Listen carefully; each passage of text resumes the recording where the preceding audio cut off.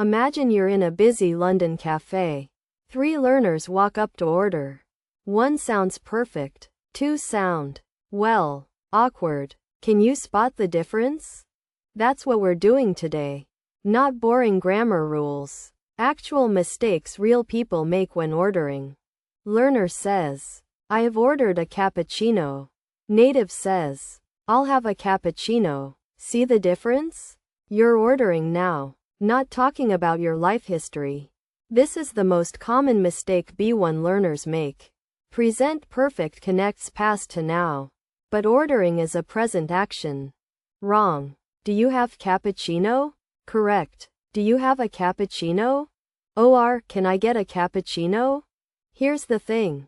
Native speakers almost never say, do you have cappuccino, without the article. That A matters. It sounds like you're asking about cappuccino as a concept, not the drink itself. Also, native speakers say, can I get, way more than you'd expect.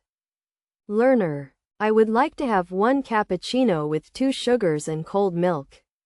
Please, if you don't mind. Native, cap, 2 sugars, cold milk. Learners over-explain because they're nervous. Natives are efficient. You don't need, I would like to have. Just be direct. The cafe worker doesn't need your life story. This is actually respectful. You're respecting their time. Here's interesting. Learners often remove politeness when they try to sound casual. Wrong. I'll have a cappuccino. Correct. Can I get a cappuccino? Please? Or, I'll have a cappuccino. Please. That please isn't extra. It's standard in British English. Skip it and you sound rude. Not casual. This isn't learned in classrooms. Native speakers do it automatically. Most learners say, cappuccino. Natives say, cappuccino. Or just cap. That stress pattern matters more than perfection.